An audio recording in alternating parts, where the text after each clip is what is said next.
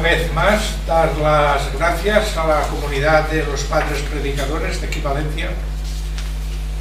¿Se oye? Sí. Sí, sí.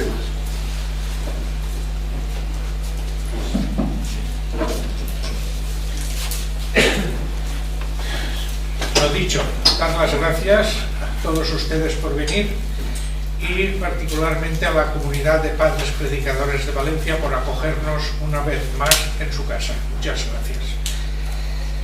Don Isaac Ben Zaken es el presidente de la Federación de Comunidades Judías de España y hoy nos va a hablar de cómo funciona esta federación, esta asociación.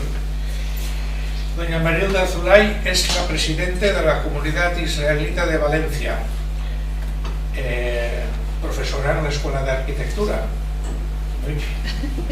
Bienvenida, Marilda. Gracias. David González es presidente de la Asociación Amistad Comunidad Valenciana Israel.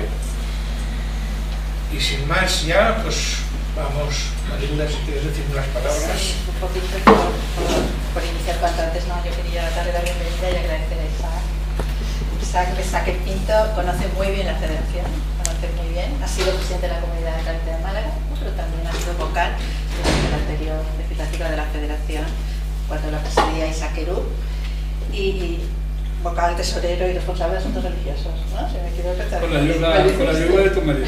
Exacto. Bien, Isaac empezó yo quería destacar dos cuestiones, además de que conoce muy bien, de que su etapa de presidente la inició, las elecciones se realizaron vía no presencial por la pandemia, así empezó Isaac.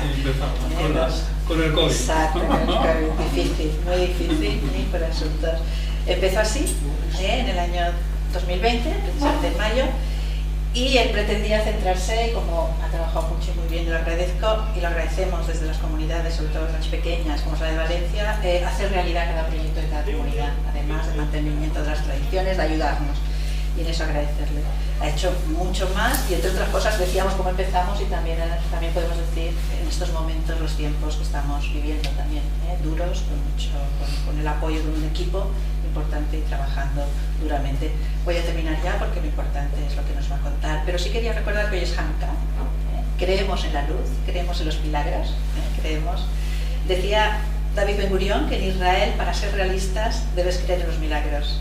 Y a mí me gusta decir que muchos en la diáspora también creemos en los milagros y que Hanukkah sea una fiesta de libertad para todos y que juntos renovamos las ideologías de este mundo. Pues te doy la palabra, que es lo aquí rápido. Muchas gracias. Buenas tardes, queridos amigos del Centro Judío Cristiano. Es una maravilla estar aquí con todos vosotros. Agradecer a señora Fontana que haya tenido la delicadeza de invitarme para estar con todos vosotros. Es para mí un verdadero placer. Felicitar a Marilda, la flamante presidenta de la Comunidad de Valencia, que hace muy poco, y darle las gracias por las palabras que me ha dicho. Y bueno, un placer para todos. Voy a intentar en el tiempo que no sé, media hora, Paco, Sí. Cuando veáis que os cansáis me lo decís y cambiamos otra cosa.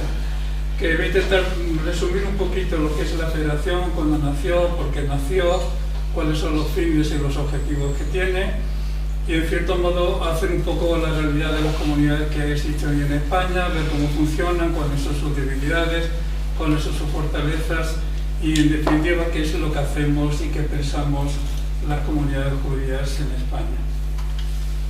La primera diapositiva que os he puesto es muy simbólica porque de alguna forma refleja la historia de las comunidades judías. Es la primera piedra de lo que es hoy Balmes, la gran sinagoga de la Comunidad de Madrid. En el siglo XIX había ya vida judía en nuestro país, pero era una vida judía que no estaba muy organizada. En los primeros movimientos de organización de la vida judía se establece en la ciudad de Ceuta y Melilla a finales del siglo XIX. ¿Y por qué? Preguntarán ustedes por qué Ceuta y Melilla. Porque se dieron muchas circunstancias. La primera, que hubo una llegada muy importante de judíos de Marruecos. De alguna forma se abrió un poco el abanico comercial de posibilidades que tenían Ceuta y Melilla, como Portofranco, etcétera, etcétera, y hubo una emigración muy importante de judíos provenientes fundamentalmente de Tetuán, Tánger, Casablanca, Fez, Meknès, etcétera, etcétera, etcétera. Y esos judíos ya tenían el concepto de comunidad muy arraigado en sus costumbres de donde venían, con lo cual fue muy fácil trasladarlo a la ciudad de Ceuta y Melilla. De ahí el origen de por qué los primeros movimientos de comunidades organizadas se produjeron en la ciudad de Ceuta y Melilla. El segundo movimiento fue posterior en la península ibérica y fundamentalmente en las ciudades de Sevilla, Madrid y Barcelona, que se empezaron a organizar a principios del siglo XX, pero sí que es cierto que ya tenían una vida judía realizada, no oculta, pero sí que se daba lugar en las residencias y en los domicilios de las personas. Y me quiero parar en este concepto, porque quizás sea un concepto novedoso para vosotros. Yo en cierto modo lo viví cuando fui a estudiar a Málaga. La halajá de las costumbres religiosas del pueblo judío es que podemos rezar en cualquier sitio porque las oraciones siempre serán recibidas por el Altísimo. Pero hay determinadas ceremonias, determinados rezos que se necesita la presencia mínima de 10 personas, que es lo que le llamamos el minyan. Y la pregunta es, ¿y por qué 14, 15 y por qué 10? Y no otra cifra distinta. Y tiene su explicación. Si recordáis el Antiguo Testamento, hay un momento muy bonito en que Dios se dirige a Abraham y le dice que va a destruir Sodoma y Gomorra. Y en ese momento da la sensación, y a lo mejor los padres que están aquí me pueden ayudar, de que ese primer trato que se crea en el mundo, que es cuando Abraham negocia con Dios. Y entonces le dice a Dios, ¿cómo vas a destruir Sodoma y Gomorra, toda la ciudad, cuando puede haber personas buenas que van a morir inocentes por culpa del resto? Y le dice, si hay 50, ¿la destruirías? Dice, si hay 45, tampoco la destruiría. Abraham intenta negociar porque sabe que va a sucumbir. Si hubiese 40, dice Dios, tampoco la destruiría. Y empieza a negociar con él hasta que llega al número 10. Y se da cuenta que no puede seguir negociando porque realmente tampoco había 10 personas buenas en Sodoma y Gomorra. Por eso el número 10 de una forma se ha quedado como una tradición ya alágica, y para determinadas ceremonias se recita el número de 10 personas. ¿Qué ocurre y por qué se forman las comunidades? De verdad, algo muy curioso. Hay un líder, siempre, que pone su casa a su disposición para hacer allí los rezos. Entonces la gente ya sabe que hay un lugar donde se puede ir a rezar, y aquel que tiene necesidad de rezar con 10 personas acude a esa casa. Cuando todo el mundo sabe que existe esa casa y corre la voz, hay gente que empiezan a ir y empiezan a asistir. Esa casa ya se queda pequeña y se busca un lugar un poquito más grande porque la comunidad sigue y sigue creciendo. Y al final son los propios líderes de aquellas casas que con el tiempo se dan cuenta de que hace falta construir algo realmente importante, puesto que la afluencia de personas cada vez va siendo mayor. A raíz de ese momento pues ya se monta la estructura religiosa, la estructura política, la estructura del caser, etcétera, etcétera, etcétera. Por eso os digo que la importancia que en la vida del nacimiento de las comunidades judías tiene aquellas residencias de personas que lo pusieron a su disposición para que judíos que no sabían que había sinagoga empezaran a acudir. Y creo que eso es algo muy, muy bonito, porque a raíz de aquello han crecido todas las comunidades. O sea, las comunidades de la noche a la mañana no se montaba la sinagoga y ya estamos aquí todos. No, que tuvo un proceso muchas veces demasiado largo. Y eso ha ocurrido en casi todas las comunidades de España. O sea, esa tradición de empezar los rezos en casas particulares, es lo que ha dado origen a las comunidades de hoy. En el año 1914-18 se empiezan a crear las grandes sinagogas en Barcelona, en Madrid y en Sevilla, pero a raíz de la guerra civil las comunidades se declararon ilegales por parte del primer gobierno franquista y todas las sinagogas se cerraron. Este tiempo, digamos, que ocurre hasta el año 1964, en el que por primera vez se empieza a abrir un poquito, digamos, la libertad en el régimen franquista, se permite la legalización de las comunidades judías, pero no como entidades religiosas, sino como ligada a la ley de asociaciones políticas, que implicaba en algunos casos muchas limitaciones. El siguiente paso, felizmente, se da en el año 1967, cuando se aprueba la ley de libertad religiosa, que en cierto modo lo que te viene a decir que se puede hacer el culto, que hay libertad de religión en el país, pero en cierto modo un poco limitada. Ese momento clave del año 1967 con la ley de libertad religiosa es cuando se aprovechan todas las comunidades que ya estaban funcionando de por sí para legalizarse. Y es el momento en que la gran mayoría de las comunidades judías que hoy forman la Federación de Comunidades Judías de España inician su aventura como comunidades instituidas. Y ahí os pongo Málaga, Alicante, Valencia, Palma de Mallorca, Tenerife, Las Palmas, y luego ya en un siguiente movimiento fue Torremolinos y Marbella.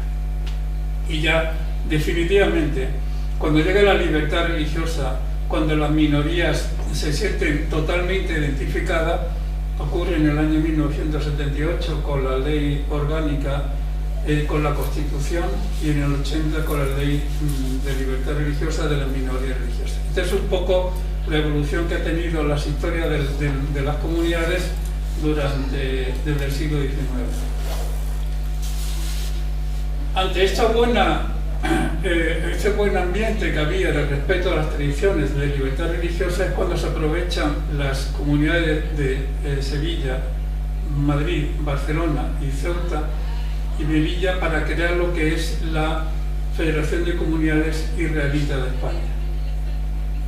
Esto dio lugar a que posteriormente se añadieran dos pequeñas comunidades que todavía no estaban constituidas, la de Benidorm y creo que era la de Tenerife, y da forma a lo que es hoy y la que lleva el nombre de la Federación de Comunidades Judías de España.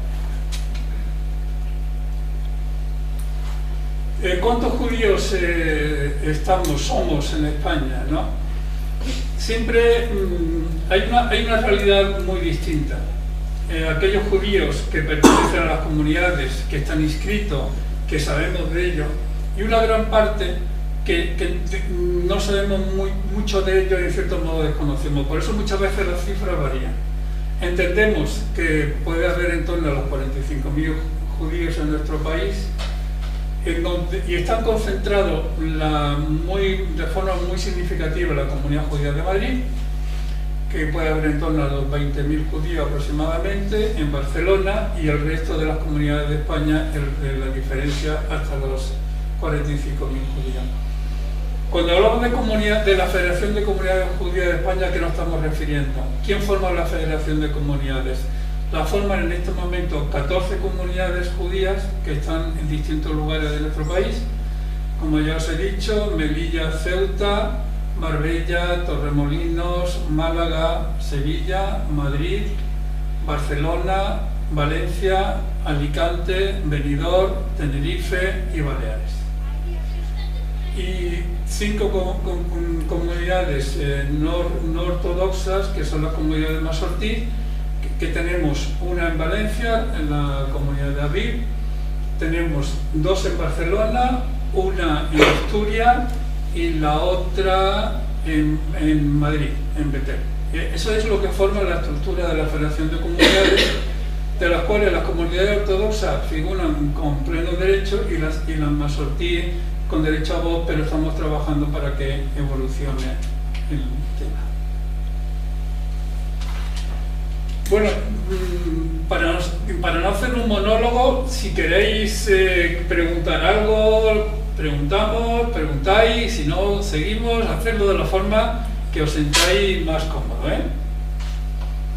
Bien, ¿qué es la Federación de Comunidades Judías? ¿Por qué se constituyó y cuáles son los fines? Es una institución religiosa sin ánimo de lucro, completamente apolítica. Eso es algo que tenemos muy claro desde el principio que se constituyó la Federación. La Federación tiene muchas responsabilidades, pero quizás de la más significativa es que representar a las comunidades judías ante las instituciones del Estado, ante los organismos públicos, ante las fuerzas de seguridad del Estado, a nivel nacional. Y a nivel autonómico son las propias comunidades las que hacen esa labor, y si entiende que la Federación de Comunidades Judías de España puede apoyar la labor de ellos, ahí estamos encantados de poder atender. Otro de las funciones importantes que tiene la Federación es velar por todos aquellos acuerdos del año 1992 que se llevaron a cabo, como es el respeto a los lugares de culto, el respeto a la libertad religiosa, las normativas para los rabinos de cultos, una serie de las festividades judías para que se respeten, en el sentido de que si llega un momento determinado que hay una festividad judía clave, se pueda cambiar en el calendario laboral.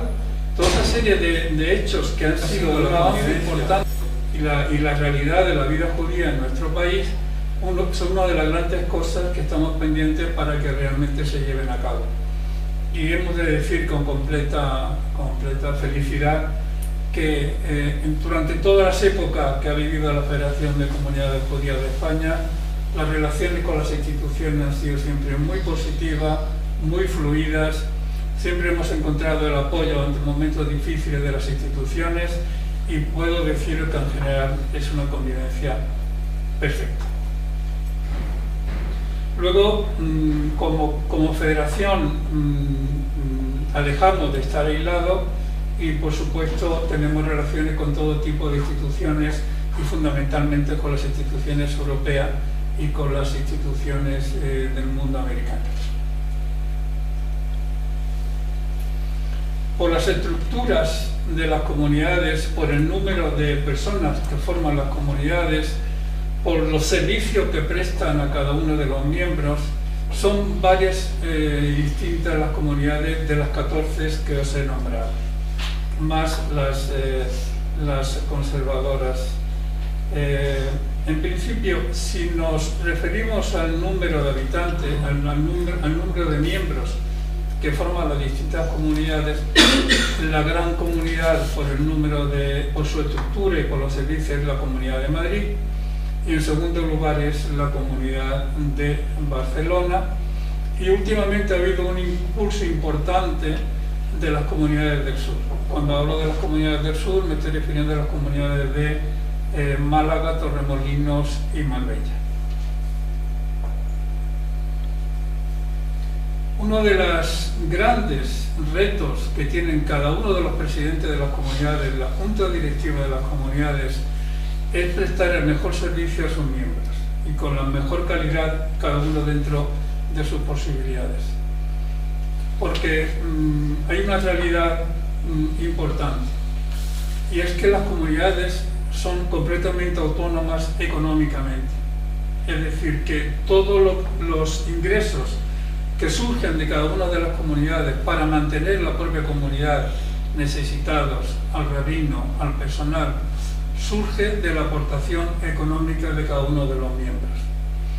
Esto es algo que hemos aprendido en nuestra cultura desde niño, porque realmente es el día a día, lo cual eso por un lado te permite mucha autonomía a la hora de decidir sobre tu destino, pero sí que es cierto, y aquí Israel me va a ayudar en eso, que las comunidades pasan momentos muy difíciles porque a veces no se llega a cumplir los objetivos de ingreso. Pero que sepáis que salvo dos comunidades, que es la comunidad autónoma de Ceuta y Melilla, que sí reciben subvención de las comunidades respectivas, el resto de comunidades surgen de la aportación de los miembros. Y cuando digo surgen de la aportación, surge para el día a día, incluso surge para momentos de necesidad, incluso surge para momentos de crecimiento, porque la comunidad quiera ampliar cualquier tipo de sus instalaciones. Si hay algo necesario en la vida comunitaria, por supuesto, es la sinagoga. La sinagoga en el mundo judío cumple muchas funciones. Por supuesto, la más importante es la del rito religioso, pero sí que es verdad que también el origen de la sinagoga era como un lugar de encuentro. Es decir, que los judíos no tenían la facilidad de poder verse y buscaban la excusa de ir a la sinagoga para saludarse, para hablar y para preguntar qué tal está tu familia. Ese es un poco el origen de la sinagoga. Y que sepáis que en España hay 31 sinagogas abiertas. Hay lugares donde la tradición y el origen hace que la vida religiosa judía sea muy intensa. Me estoy refiriendo, por ejemplo, a la comunidad judía de Melilla, donde hay 7 sinagogas abiertas, y para que os hagáis una idea, en Melilla pueden vivir 700, 800 judíos. Y luego la segunda gran ciudad donde hay 5 comunidades abiertas es la comunidad judía de Madrid. Y el resto de las comunidades tienen su sinagoga. Como en toda entidad, la formación de sus generaciones, no solamente en el ámbito religioso, sino en el ámbito educacional, son de los principales objetivos. A todas las comunidades les encantaría tener un colegio para ofrecer ese servicio, pero lamentablemente no hay estructura en cuanto al número de alumnos ni capacidad económica. Pero sí que hay en estos momentos 3 grandes colegios que funcionan muy bien, con un nivel educacional muy importante y que felizmente están a tope en cuanto a capacidad. Y me estoy refiriendo a los colegios que hay en Melilla, en Madrid y en Barcelona, que son las 3 grandes comunidades que solamente tienen ellas el colegio. ¿Qué ocurre en la vida religiosa de las comunidades? Hay 2 fechas importantes en la Torá, que es cuando nacemos, que tenemos que circuncidarnos a los 8 días, y cuando cumplimos la mayoría de edad a los 13 años. Aquellas comunidades que tienen colegio es fácil preparar al alumno para que cuando llegue a los 13 años pueda cumplir la Bar Mitzvah a la mayoría de edad. Pero en aquellas comunidades que no hay colegio sí que hay personas capacitadas para ello. Y son una de las misiones fundamentales que se marca cada presidente de la comunidad. Preparar a las futuras generaciones en la vida religiosa. Entonces, en todas las comunidades hay clases de Talmud Torah. Talmud Torah es el estudio de la Torah, y se encargan bien el rabino correspondiente, bien personas capacitadas, pero eso es algo que todas las comunidades llevan e insisto como un objetivo muy importante. Otra de las cosas que la halajá, las costumbres judías, obliga a cada comunidad es que haya un baño ritual o mikveh, que se utiliza por las mujeres cuando, una vez que tienen la menstruación, una vez que se acaba la menstruación pasan 7 días y a partir del 7º día se tiene que sumergir en el mikveh. De alguna forma durante ese periodo está impura y a partir de que se sumerge en el mikveh ya está pura. Y empieza a poder tener relaciones con el marido. Eso, toda esa filosofía, toda esa realidad, de alguna forma se traduce en la inmersión en el mikveh. Por eso, en el mikveh, en las comunidades es tan importante que haya este baño ritual. Y en aquellas comunidades que no los tienen, pero que tienen mar, la la costumbre nuestra, la halajá, permite que ese baño se realice en el mar por no tener mikvé. Igual que os digo que el Talmud Torá es fundamental en aquellas comunidades, la sinagoga es fundamental en las comunidades, dentro de la ley talmúdica es muy importante que en toda comunidad también haya un baño ritual. Y yo creo que son otros de los objetivos que cada presidente de comunidades, dentro de sus limitaciones, quiere y debe de perseguir. Bueno, nacemos y al final tenemos que despedirnos de este mundo, y en nuestro país la gran mayoría de las comunidades tienen cementerio. Nuestros enterramientos requieren un trato, un modo especial, una forma especial. En estos momentos solamente hay 2 comunidades en nuestro país que no tienen cementerio. Una de ellas ya se ha aprobado el proyecto, con lo cual dentro de poco empezará a tener cementerio. Y lo que se pretende dentro de lo que es la filosofía del cementerio es que de alguna forma sea de propiedad. Hay una anécdota también de Abraham, cuando va a enterrar, cuando muere su mujer Sara, y va a buscar un lugar para enterrarla, y el rey de aquel lugar le dice: coge el terreno que quieras, ¿cómo te voy a vender a ti un terreno? Le dice Abraham: no, quiero pagar el terreno, quiero comprar el terreno. Entonces, a partir de ese momento se ha instituido la costumbre de que se compre el lugar donde van a descansar nuestros miembros. No siempre es posible, no siempre es posible, y yo diría que casi el 50% de las comunidades judías de España, los cementerios son de propiedad. Y si cabe la posibilidad de poder comprar, y si se tiene esa capacidad, se debe de comprar. Yo creo que el término kasher lo tenéis, lo habéis escuchado, es un término muy aburrido ya para muchos de vosotros, y es otro de los objetivos y de los fines que debe de perseguir toda comunidad.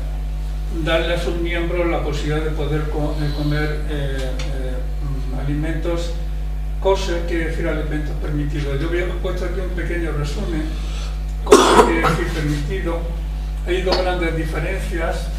Se puede comer aquellos animales que sean rumiantes y la pezuña hendida, y en pescado se permite que aquellos pescados, animales que tengan escamas y aletas. Es un poco un resumen de lo que es. Entonces, hay las comunidades que tienen una estructura importante, tienen tiendas kasher, incluso muchísimos tipos de establecimientos, y aquellas que no tienen una estructura suficiente se suelen suministrar de productos kosher de otras comunidades. Existe esa posibilidad, y por supuesto es otra de las responsabilidades que cada presidente de la comunidad tiene, de tener que dar ese servicio a los miembros que cumplen con el kasher en su vida diaria.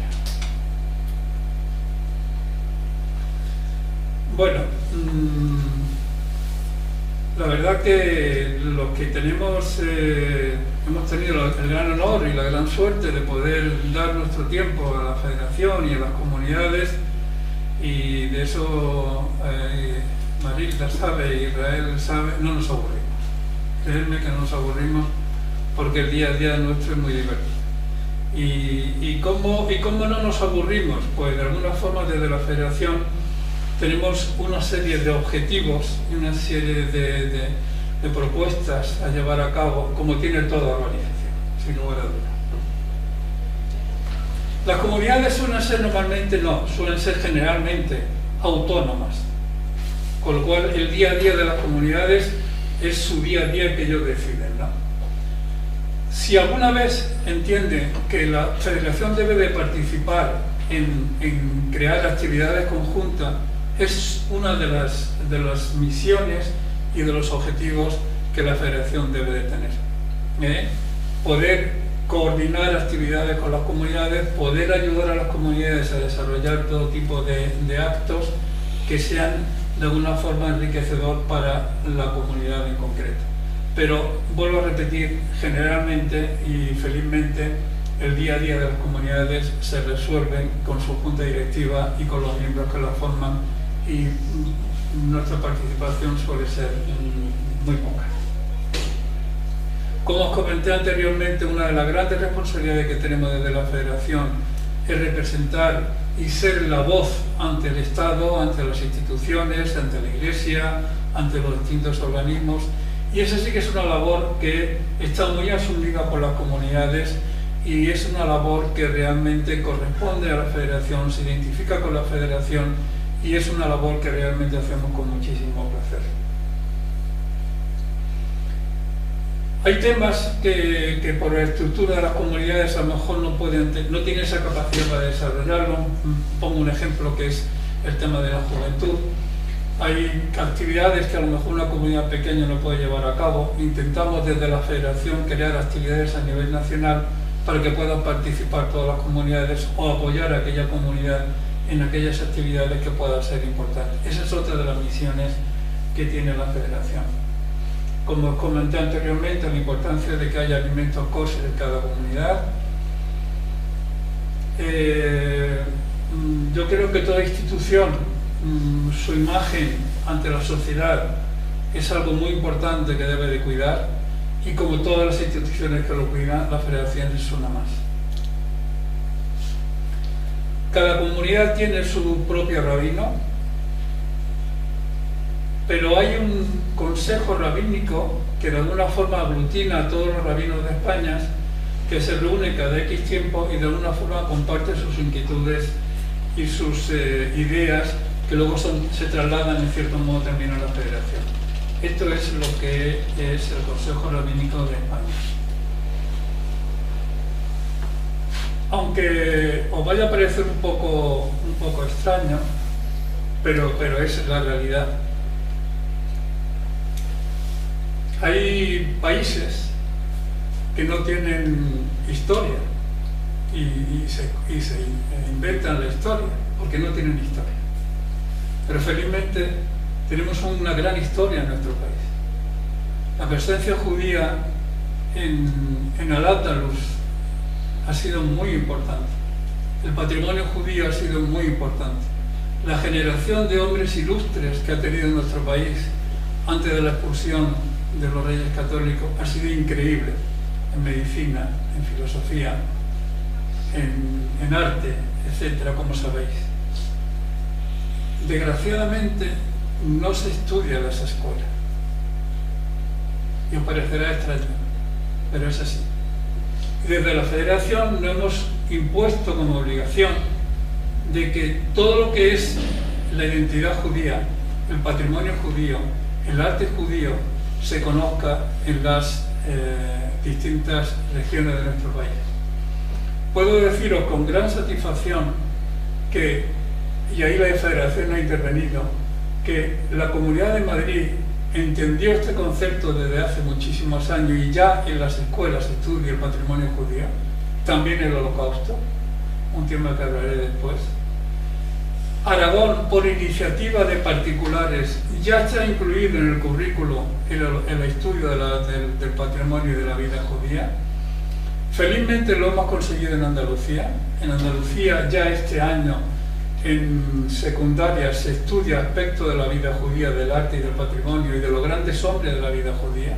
En este tema, porque realmente la dificultad que tenemos en educación es que cada comunidad es autónoma en este tema y tenemos que ir viendo comunidad por comunidad para hacerle ver la importancia de este hecho. Y que sepáis que dentro de 2 semanas vamos a visitar la comunidad de Castilla y León, tenemos ya cita con la Consejería de Educación y que estamos trabajando con Baleares porque se ha producido un cambio importante políticamente en ese lugar que nos va a dar mucha facilidad para llegar. Eso es una de las grandes misiones que en este momento trabaja la Federación, porque consideremos que es importante que nuestras generaciones sepan lo que fue la aportación del pueblo judío a la España actual.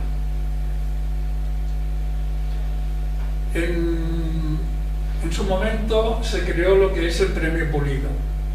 El Premio Pulido es un premio que la Federación intenta dar cada año, y digo intento porque hay veces que no lo hemos podido hacer, pero intenta dar cada año aquellas personas de la vida nacional que de alguna forma se han identificado y han ayudado a promover la vida judía. Y a título de ejemplo quiero deciros que el penúltimo premio Pulido se le dio a Su Majestad el Rey. Tiene el premio Pulido el príncipe Felipe González, Aznar, y últimamente se lo dimos a el amigo Miguel del Luca, que fue durante muchísimos años director del Centro Sefarad y hoy es embajador en Jordania. Es decir, con este premio Pulido lo que intentamos humildemente es darle las gracias a aquellas personas de nuestro país que dedican parte de sus esfuerzos a poner en valor la vida judía.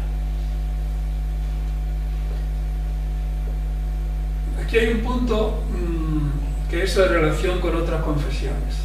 Es tan importante, es tan necesaria y cada vez tenemos que ser conscientes de la importancia que tiene el diálogo interreligioso. Desde la Federación lo tenemos muy claro desde hace muchísimo tiempo. El diálogo interreligioso sirve para conseguir la paz y la reconciliación entre todos.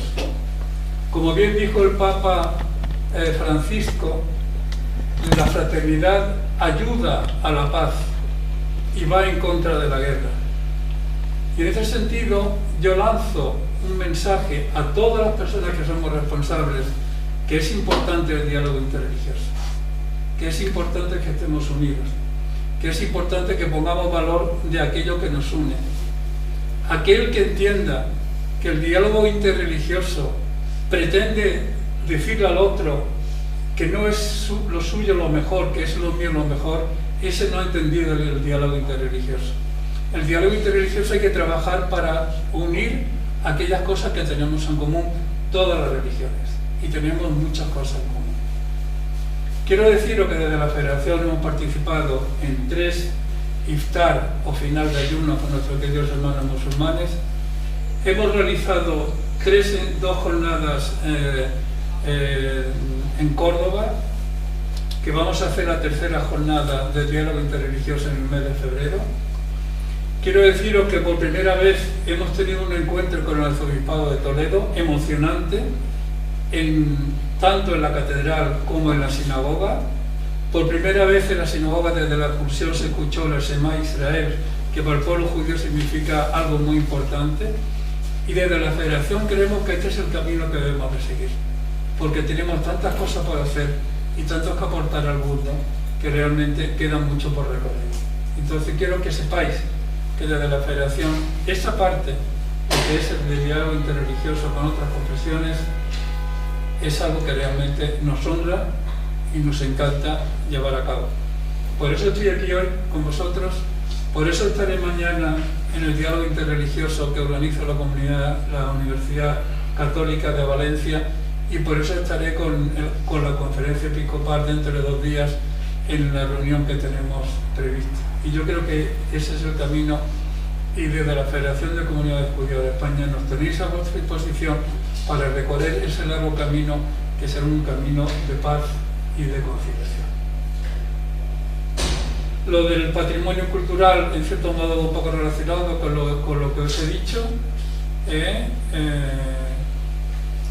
es increíble lo oculto que estaba la sinagoga de Córdoba, cómo se ha rehabilitado, y hoy puedo deciros que son de los monumentos más visitados en nuestro país. Y ese es el camino, poner en valor todo aquello que supuso el patrimonio judío durante la época de Isabel la Católica. El antisemitismo.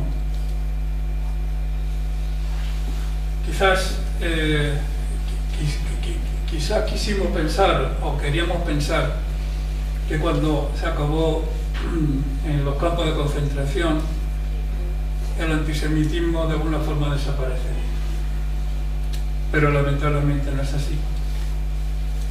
Y es un virus que está allí y que de vez en cuando surge cuando encuentra la ocasión. Y lo estamos viviendo nosotros en estos momentos, a raíz del 7 de octubre. Tengo conciencia, y seguro que Marilda y Israel también, del tiempo que llevo en mi país. Tengo 72 años y no he encontrado ningún momento en que el antisemitismo ha aflorado tanto como en estos últimos mes y medio.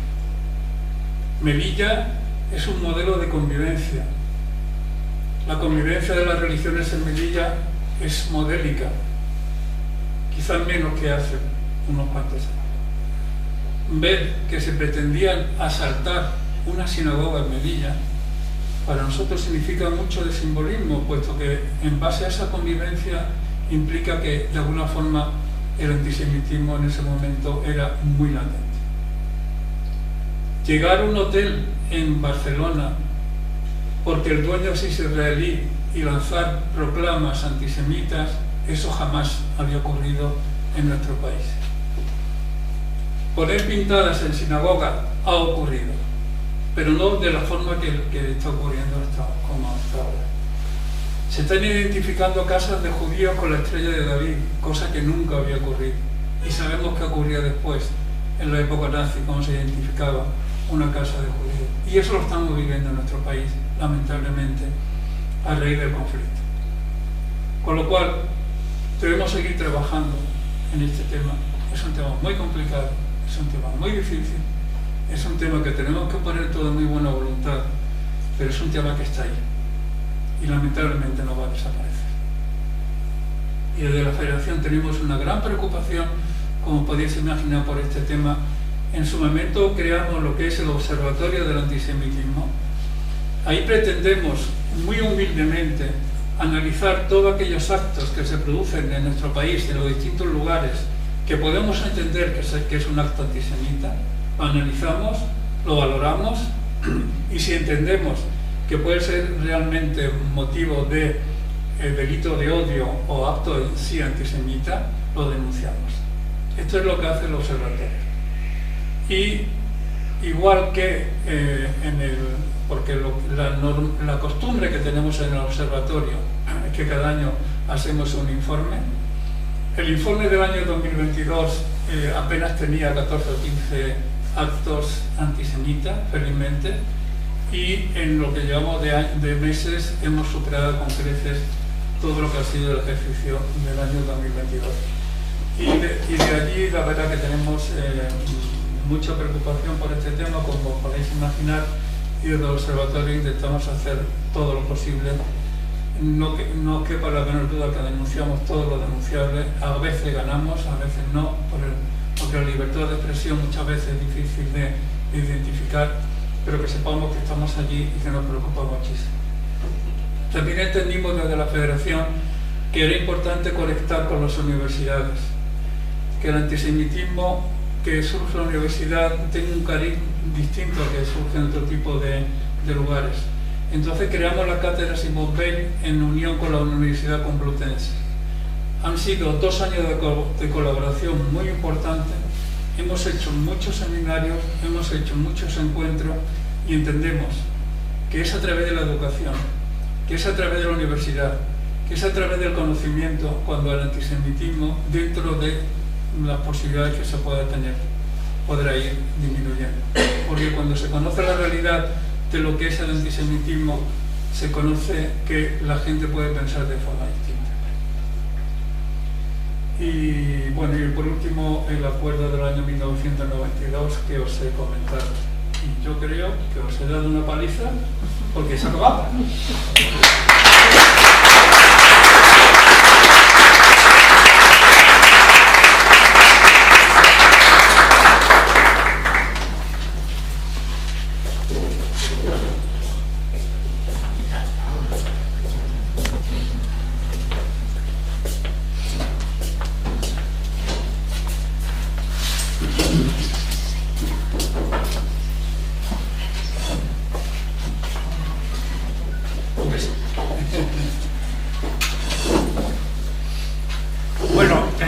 La tengo que cuidar, mi presidenta. Es la que me paga la nómina, ¿eh? Sí, Todos los meses.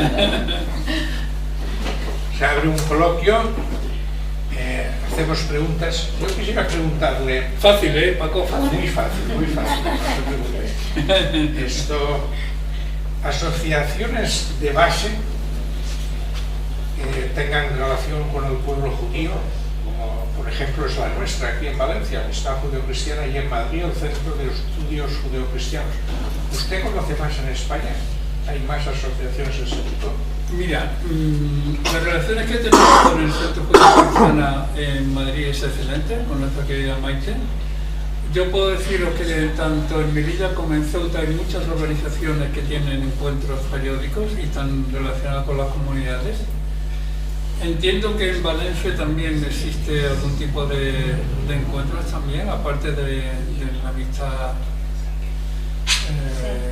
pero, o sea, institucionalizada como la que me estás contando, no hay muchas. No hay muchas. Marilda, si tú quieres decir algo.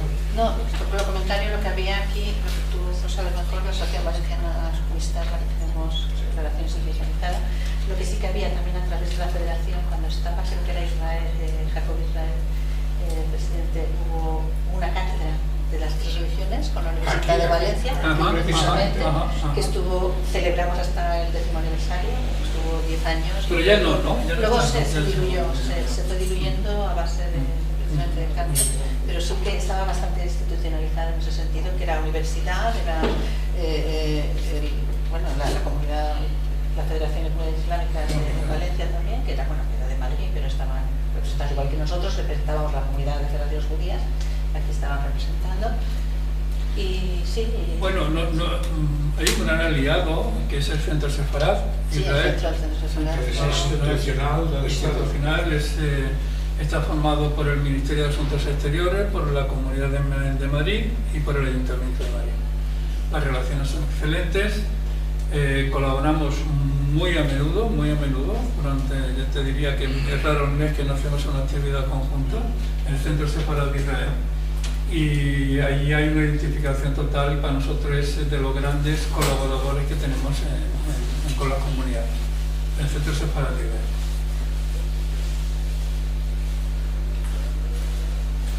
Pregunta doble. Soy descendiente de sefardí y regresé a España gracias a la ley del 2015 que me dio la nacionalidad española. Creo que soy el primer sefardí que regresa a Valencia y tengo el apellido de mi madre, Valencia. Pero la primera pregunta viene dada porque usted nos mencionó en su increíble servicio que da, el servicio que nos prestó a todas las personas que queríamos regresar a Sefarad para acreditar a los expedientes de cada persona, así como acreditar a las asociaciones israelitas de cada país. La primera pregunta es esa: ¿cómo se gestionó ese servicio y por qué ahora no aparece mencionado entre los grandes servicios que usted ha dado? Y la segunda pregunta es la continuación. La ley finalizó en el 2019 y era por 3 años, y todavía sé que la Federación de Comunidades Judías todavía aprueba expedientes. ¿Qué se sabe, que no puede decir del futuro, que se dice que esa ley podría ser ampliable o no? Esas son las dos preguntas. Sí. La primera, de historia de los servicios. La segunda, ¿qué posibilidades hay de que esta ley vuelva?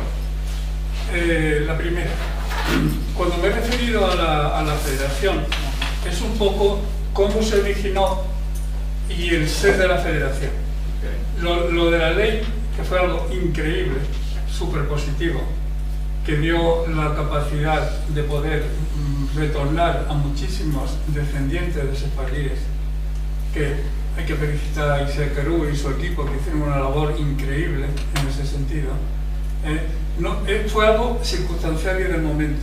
Quizás por eso no me he referido a él como uno de los objetivos que tiene la federación. Correcto. Porque realmente ese no es un objetivo que teníamos plasmado cuando se inició la federación. Por eso no lo he referido.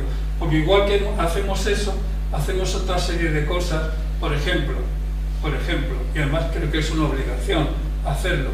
Cuando empezaron a venir ucranianos a nuestro país a raíz de la guerra, pues la federación entendió que debía de apoyar a todas aquellas familias que estaban necesitadas. Y en estos momentos tenemos recogida a 80 familias. Con lo cual, ¿eso es un objetivo de la federación? Bueno, no queremos que haya guerra, tenemos una circunstancia aquí, es un poco quizás hacerte el porqué no lo hemos nombrado como una de las cosas del día a día de la federación, ¿no? Con lo cual, en ese sentido, fue algo realmente increíble, y la verdad que yo creo que de las cosas que todo el equipo que en ese momento creó la ley y lo que hemos tenido la suerte de vivirla después es algo. Disculpame, pero mi pregunta no iba orientada a reclamar porque no lo dijiste, no, sino también no. cómo lo lograron, porque eso era tan difícil, Sí. poner de acuerdo a tanta gente. Sí, Eso sí. es lo que me parece, Sí. ¿cuál es el secreto? Mira, yo creo la idea, o sea, la gran suerte que teníamos un gran ministro que se llamó Gallardo, Alberto Ruiz Gallardo, el ministro de Justicia en ese momento, que las relaciones personales con el presidente de la Federación Isaac Queluz eran increíbles, y que él entendió desde el primer momento, junto a Maurice Toledano, lo importante que era esta ley, y ese fue el gran valedor. Y te puedo decir también que la ley que se quería a la que es ha sido muy diferente, y no ha sido fácil. Entonces llegó un momento que había que elegir, mejor tener esto que no tener nada, y elegimos esto. Pero que la idea inicial de ese equipo era haber conseguido una ley mucho más fácil, porque hacer venir a personas con 80 años, hacerle estudiar la Constitución con 80 años, etcétera, etcétera, etcétera, no tenía sentido.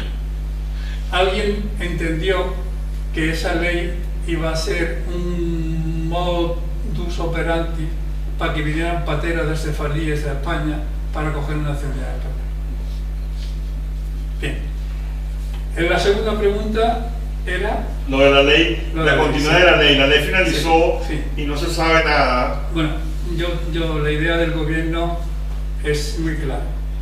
La ley se marcó por un tiempo, se consiguió una prórroga por el COVID. Perdón, se consiguió una prórroga porque el número de expedientes que estaba llegando era muy importante y la Federación no tenía capacidad para poder responder. El gobierno así lo entendió y dio 2 años más de prórroga. Hubo otra prórroga por el COVID y ya en este momento la idea es que no haya más prórroga. O sea, la ley se acabó, la ley se terminó, y ahora lo que sí se está trabajando en la ley por carta de naturaleza. Es decir, aquellos casos que haya motivos importantes para que esa persona pueda salir de su país por motivos políticos, por motivos religiosos, lo que sea, por carta de naturaleza se puede pedir la nacionalidad, pero en este caso la tiene que autorizar el gobierno. Muy bien, yo estoy muy agradecido por esa circunstancia que hizo que yo estuviera hoy aquí. Enhorabuena. Te puedo decir que había personas que cuando recibían el pasaporte se ponían a llorar, y nosotros también con ellos. Bueno, también me ha pasado. La asociación, la Amistad Judeo-Cristiana, es fundamentalmente de carácter religioso y cultural, pero hay otras asociaciones de carácter más político, pues son las en comunidades autónomas y relación con Israel. David, ¿tú nos podrías hablar de la Amistad Comunidad Valenciana-Israel y cuántas hay en toda España? Bueno, pues con mucho gusto. Yo calculo que habrán unas 8 o 9 asociaciones por toda España, más o menos, aproximadamente. Tiene una historia bonita, porque surgen mucho antes de que el Estado de Israel estableciera relaciones diplomáticas con España. Quien vino de avanzadilla fue Samuel Adas, que luego fue primer embajador de Israel en España, que estableció esta red de amistad que buscaba crear o renovar los vínculos que siempre han existido entre España y Israel, el Sefarad de Israel. Luego vino estableciendo relaciones diplomáticas en el 86, quiero recordar. Y en el caso de Valencia, que fue iniciada por Marina de Paz, se quedó un poco como dormido. Nosotros lo hemos reactivado desde hace 8 años. Bien, en este momento precisamente, tan delicado para el Estado de Israel, sobre todo a partir del 7 de octubre, pues estamos, como decía usted, también muy preocupados por el aumento del antisemitismo, sobre todo porque vemos un sesgo del antisemitismo que ya está fijado en la declaración IRA, y es específicamente contra el Estado de Israel. No reconocer el derecho al Estado de Israel existe. En España estamos lamentablemente pues muy dolidos. De hecho, la embajadora de Israel abandonó España hace un tiempo, esperamos que vuelva pronto. Vivimos una realidad difícil también. Una realidad difícil. Estamos haciendo lo posible por cambiar esa imagen en Valencia y por mejorar esas relaciones. No sé, en Madrid, ha surgido en Madrid ahora mismo la Fundación Hispano-Judía, Sí. que la empezó a presidir John Juaristi. Ahora el presidente ha cambiado. David Hachoel. Me gustó mucho la intervención que hizo. Yo creo que en esa intervención que hizo, yo la escuché por YouTube, fue magnífica. Más o menos aludió a esta línea del nuevo antisemitismo que parece que se ha colado en nuestro país desde hace 20 años y que ha generado como un pozo, sobre todo en partidos de cierta tendencia. Bien, estamos igual de preocupados que ustedes. Igual de preocupados. Yo quería, por lo que has comentado antes, y he visto muy reflejada en la Comunidad de Valencia, lo digo porque has comentado mal que Valencia. Yo llegué en el año 63, efectivamente, recuerdo las casas donde nos reuníamos, la familia Anselme, qué bonito era. Turnábamos cada semana, cada viernes nos reuníamos en una casa, estamos hablando de los años, eso, 70, es decir, porque antes, en los años 60 y algo, yo era pequeñita, me acuerdo, también Samuel, hubo un momento, Samuel llegó más tarde, nos reuníamos y sobre todo lo digo por eso, porque usted ha comentado antes el primer sefardí, no sé si se refiere a Valencia, pero aquí había una generación de sefardíes que llegaron de Turquía antes de la guerra, en los años 30, ya llegaron aquí, vivieron aquí la guerra civil, vivieron aquí, recuerdo los Misraji, los profetas, las familias, aquí había, ¿no? Que había los jóvenes, había una importante relación, y alemanes también, algunos también, aunque fueran alemanes de nacionalidad, también algunos de origen sefardí. Entonces en Valencia sí que hubo lo que has prácticamente contado, yo conocimos todas esas fases por una comunidad pequeña, una comunidad que quizá por no tener esos servicios de colegio, porque la gente llama a veces, hay colegio, hay tienda, no, pues lógicamente van acrecentando, Málaga, Madrid, Barcelona van acrecentando, pero efectivamente aquí, pues lo digo en ese sentido, que la comunidad también empezó en los años 20 y pico. Yo hablaba con esa gente, decía, ¿no? Mi hermana nació en Valencia en el año 36, en julio, en pleno, al día siguiente del lanzamiento, al día siguiente me dijo, el 19 de julio creo, algo así, bueno. Y que desde entonces los sefardíes estamos. No, yo lo decía porque el notario Sagunto, cuando empezamos a hacer los trámites de la nueva ley, no tenía idea de lo que yo estaba hablando. Mira, tú eres el primero que viene a hacer este trámite, pero es que el trámite era engorroso, largo, y tardó 3 años. Entonces, por eso que lo digo, es que el primero, e incluso hay un premio de Asturias, un ganador del premio de Asturias, que en la misma ceremonia le dijo al rey, gracias por la ley, pero mi esposa está haciendo ese proceso, qué largo es el proceso. Y quedó así como para una anécdota del premio. Sí, el proceso de los que no nacieron españoles, porque no nacieron en Ceuta, en Melilla, en determinadas zonas, no nacieron españoles, porque hubo quien nació españoles, el proceso era los 10 años de residencia, por eso hemos pasado todos esos 10 años. Pero bueno. Otra cosa, perdona, pero no me puedo callar. No, perdona, Isaac. Yo he dicho que me regañe. No te regaño, pero siempre que se habla de Miguel, los hombres también acuden a Miguel. Sí, ya, pero tenemos menos costumbre. También. Incluso hay que darle todos los amantes. Simplemente sí que verá. comentarios ese aspecto. Pero pasa que normalmente se queda el mito de la mujer y del término impureza, sí, que es un término verdad. que hay que explicar muy bien y es un término, Bueno, sí. que es lo que siempre se dice, ¿no? Que el agua que bebemos no es pura, pero la que bebemos. O sea, ese término hay que o sea, perdona. No, es que tiene razón, o sea, la obligación de ir al nivel la tenemos hombres y mujeres, y hay 2 vías claves en la vida, en el día a día de nuestra vida, es que cuando es Rosh Hashanah y Kippur, que es obligatorio. Cuando se está en la Hebra, se participa en un entrenamiento. Entonces sí que es verdad, sí que es cierto, tiene razón, y pido disculpas porque No, perdóname, pero lo digo porque quede un poquito. El tema de la impureza, o sea, la halajá, ¿qué es lo que te dice? Que al no fecundar el óvulo se ha perdido una vida, en cierto modo. Entonces, dentro de la religión judía, la muerte es impureza. Por eso esa identificación de la impureza, no porque la mujer no... por eso quería yo explicar, sí. el sentido de impureza No, no se puede asimilar a lo que se entiende por impureza, sino es al revés, la pureza lo que se busca. Entonces, por el mero hecho de no haber fecundado ese óvulo, da lugar a esa situación de impasse que de alguna forma durante esos 7 días, a partir de ese momento ya, una vez que te metes en el mikveh, ya empiezas una vida sexual y además es casi obligatorio con los religiosos. No, perdona, pero era por aclarar que también el hombre. Es cierto, es cierto. Quizás simplemente observar que la diapositiva que has pasado en los cementerios no estaba reflejado de Valencia. Supongo que te referías a propiedad. Sí. ¿Referías a propiedad de la diapositiva? Que se referiría a propiedad. Bueno, pero lo apunto.